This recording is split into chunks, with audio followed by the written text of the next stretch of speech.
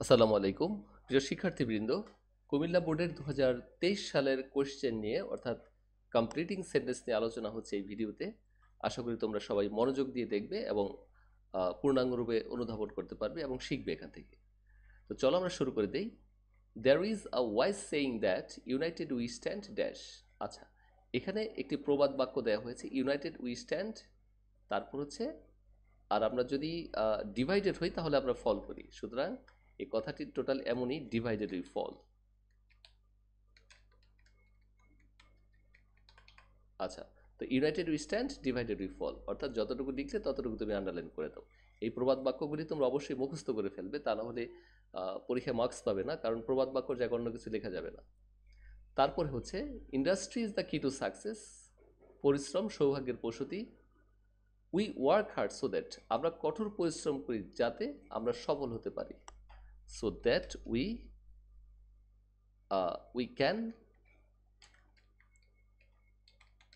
Can succeed, যাতে আমরা সফল হতে পারি। We work hard so that we can succeed, আমরা কঠোর পরিশ্রম করি যাতে আমরা সফল হতে পারি। রাইট, তাহলে আমরা এতটুকু আন্ডারলাইন করে দিই যতটুকু আমি দেখলাম। Okay students, after that you see number সিতে রয়েছে my younger brother is very fond of me. আমার ছোট ভাই আমার খুবই ভক্ত। এই ফন্ড অফ মি হচ্ছে ভক্ত। Whenever I go out, যখনই আমি বাইরে যাই, তো এটা হতে পারে এমন, he wants to go with me. Right, সে আমার সাথে বাইরে যেতে চায়। সুতরাং সে আমার সাথে বাইরে যেতে চায়, এই কথাটুকু আমি আন্ডারলাইন করে দিচ্ছি। এখন আরও অনেক রকম কথা হতে পারে। He requests me to take him, তাকে নিয়ে যাওয়ার জন্য সে রিকোয়েস্ট করে, এমন কথা হতে পারে। অথবা আরও অনেক কথাই বসানো যায় এখানে। তারপর দেখো ডি নাম্বারে, Bangladesh is my motherland, it is blessed with rivers, অনেক নদী রয়েছে এখানে। In spite of that we do not get water during dry season, যে তা সত্ত্বেও, দেখো ইনস্পাইট অফ দ্যাট, তা সত্ত্বেও we do not get water during dry season, আমরা এই শুষ্ক মৌসুম চলাকালীন আমরা পানি পাই না, because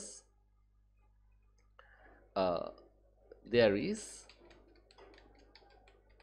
less water in the rivers. Right, কারণ নদীর মধ্যে অল্প পানি থাকে। ওকে, তো এখানে আরও অন্য অন্য কথা বসানো যেতে পারে, তোমাদের সুবিধা মতো তোমরা বসিয়ে দিও। একটা জাস্ট কারণ দেখলাম, আমি যদি বলতাম because the water bodies dry, সেটাও হতো, যে আই মিন যেখানে পানি থাকে সেই জায়গাগুলি শুকিয়ে যায়। আচ্ছা, এরপর if we loose the morning hours of life, যদি আমরা জীবনের প্রথম সময়গুলি হারিয়ে ফেলি, অর্থাৎ শৈশবকালীন সময়গুলি হারিয়ে ফেলি, নষ্ট করে ফেলি, উই ক্যানট শাইন,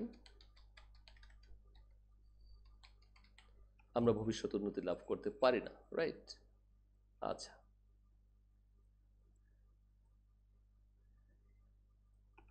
আচ্ছা, এরপর দেখো, if I cannot recall his name, sorry, I cannot recall his name, আমি তার নামটি স্মরণ করতে পারি না।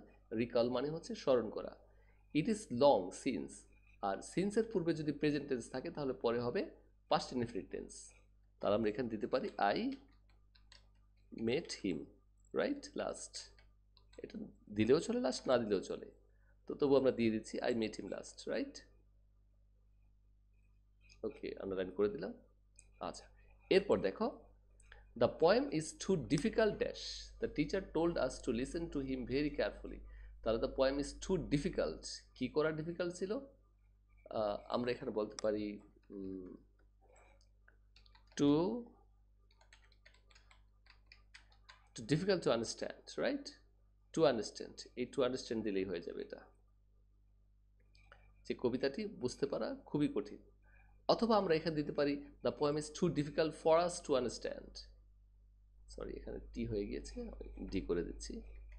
রাইট, আচ্ছা, the teacher told us to listen to him very carefully. আচ্ছা, তারপর এইচ নাম্বারে, my childhood was full of joys and happiness, আমার শৈশবকাল ছিল সুখ এবং আনন্দে পরিপূর্ণ। উড দ্যাট, যদি এমন হতো, I were a child again,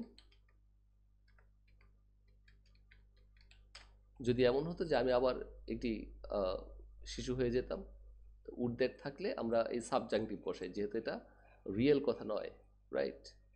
আচ্ছা, তারপর দেখি we mate the strange person, আমরা এই অদ্ভুত ব্যক্তির সাথে সাক্ষাৎ করেছিলাম ওয়াইল।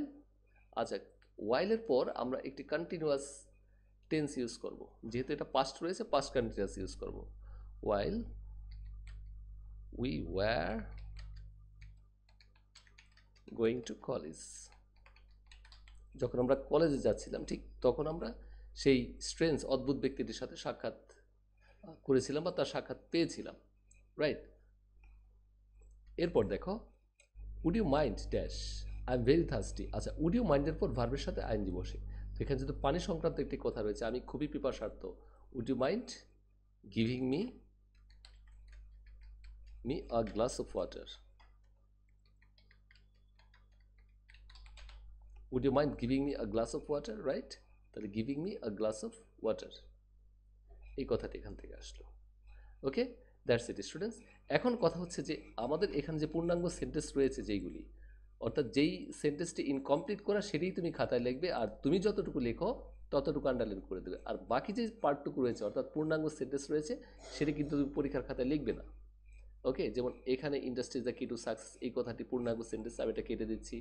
তারপরে হচ্ছে এই যে মাই younger brother is very fond of me, এটা কেটে দেবো আমি, এটা দরকার নেই। তারপর বাংলাদেশ ইজ মাই মাদারল্যান্ড, এই কথাটুকু কেটে দেব। তারপর হচ্ছে এখানে পূর্ণাঙ্গ সেন্টেন্স নেই, সুতরাং এটা রাখতে হবে, অর্থাৎ কমা দেওয়া পার্ট এটা পুরোটাই থাকবে। I can recall his name, এই কথাটুকু পূর্ণাঙ্গ সেন্টেন্স ফুল স্টপ সহ এটা আমি কেটে দেব।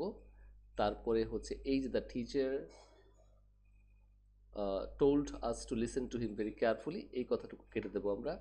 তারপর হচ্ছে মাই childhood was full of joys and happiness, এই কথাটুকু আমরা কেটে দেব, রাইট? তারপর এখানে আই এম ভেরি থার্স্টি, এই কথাটা পূর্ণাঙ্গ সেন্টেন্স, সুতরাং আমরা এতটুকু কেটে দিচ্ছি।